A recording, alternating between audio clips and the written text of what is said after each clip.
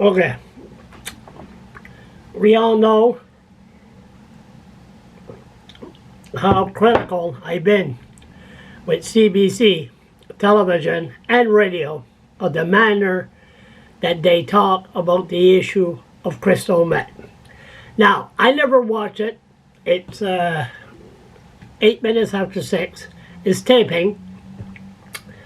They were going to show something. I was told we were told on the radio that they're going to be talking about tents. So, are they going to start playing the violin in the background? Those poor souls. And what's the avenue they're going to take? Because it's getting cold, and they, like the CBC, it looks like they think it's the same poverty as 3 years ago. And there's another issue that's not the same about seniors and the soup kitchen, but I'll do that later.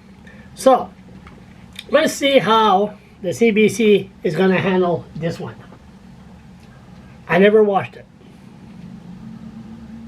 People sleeping rough are continuing to set up tent encampments in Fredericton, but police are dismantling them, removing 4 sites in the city this year.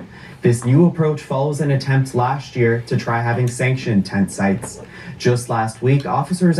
Now, are they going to mention crystal meth? Crystal meth. That's the issue. Crystal meth. At a camp to pack up their belongings and leave. Earlier today, I stopped by the spot on the north side to see what was left with Staff Sergeant Michael McLean. So what police have been seeing is when tents, unsanctioned tents pop up, is a lot of tarps, of course tents, bicycle parts, just overall refuge scattered about. What did things look like at this encampment here until police came in last week? So this encampment consisted of approximately 3 or 4 tenters, people living rough, and there was a lot of debris, tarps, gas jugs, and just a lot of just essentially trash and garbage. You mentioned this tent site was unsanctioned. At this point in time in the city of Fredericton, is there such thing as a sanctioned site? No, so the city's not endorsing any sanctioned sites. We did do a sanctioned pilot last year, and we determined and learned that there was advantages and disadvantages to sanctioned sites. However, the disadvantages outweighed the advantages.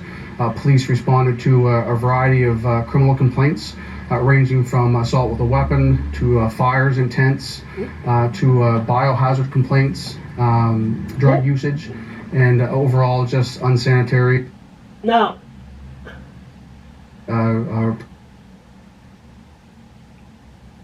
see? Fires in tents to biohazard complaints. Who brings the propane tank over there? Who? We know who, but this person thinks he's doing a big favor. When you are encouraging people to live outside and just giving them propane tanks, come on, there's something wrong. Anyway. And overall just unsanitary and premises. So the police force was down here dismantling this camp last week. Walk me through what that looks like and how... They never mentioned needles. They never mentioned Chris. They didn't show no needles. People with resources. So once the police receive a complaint, be it either from the private property owner or if it's on public property, the police respond along with outreach workers and community partners. We identify who is at a given tent, and we offer support services with the overall aim of providing that person or people a permanent shelter. Do you know if in some cases they're seeing the same individuals at another site? Yes, they are, yeah. Yeah, that's often the case. And you mentioned there's been numerous concerns and complaints related to these sites. Has criminal activity been linked to any of them?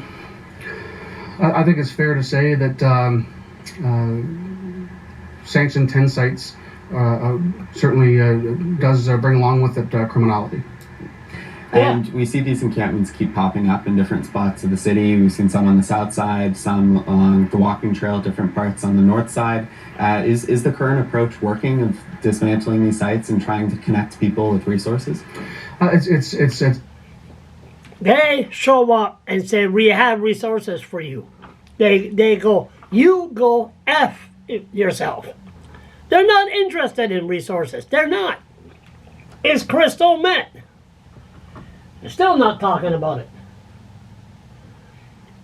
Taxing on city resources, but we have a great relationship with community partners and our outreach workers, and so when we do field a complaint from a concerned citizen of an unsanctioned site, we do a site visit, and we roll out services such as we identify what resources and support is required, again with the aim of putting those services into play for these people, and ultimately trying to get them out of a tent and into a shelter. But they don't want to go in the shelter because you have to follow the rules. They don't follow rules. Certainly ahead of the winter months. So winter is fast approaching. What are you expecting as winter nears? So last year, the city of Fredericton, along with community partners, provided out of the cold shelters, and we were hopeful that this coming winter will be much of the same approach. Moncton staff. Not one word. Not one word about crystal meth. CBC, smart the F up. My God. Terrible. Just terrible.